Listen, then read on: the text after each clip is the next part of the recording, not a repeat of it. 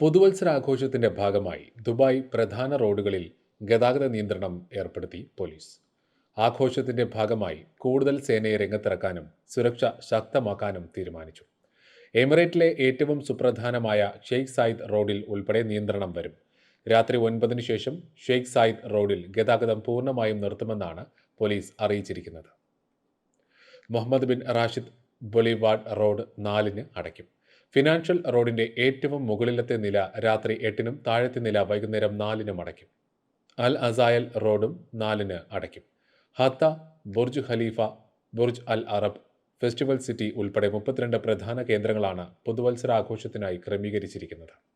ആഘോഷങ്ങളിൽ പങ്കെടുക്കാനെത്തുന്നവർക്ക് ഭക്ഷണം, വെള്ളം, ശുചിമുറി, നഷ്ടപ്പെട്ട വസ്തുക്കൾ തിരികെ നൽകൽ തുടങ്ങി ആവശ്യങ്ങൾക്കായി ഇവിടെ താൽക്കാലിക ടെന്റുകൾ പോലീസ് ക്രമീകരിക്കും.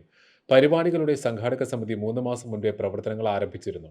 എല്ലാ ആഘോഷ കേന്ദ്രങ്ങളിലുമായി 1300 സുരക്ഷാ വാഹനങ്ങളാണ് നൽകിയിരിക്കുന്നത്. 10,000 പോലീസ് ഉദ്യോഗസ്ഥരെയും സന്നദ്ധ സേവകരെയും നിയോഗിച്ചിട്ടുണ്ട്. ഇവർക്ക് സഹായമായി RTA, സിവിൽ ഡിഫൻസ്, ആംബുലൻസ് സേവനങ്ങളും ഒരുക്കിയിട്ടുണ്ട്.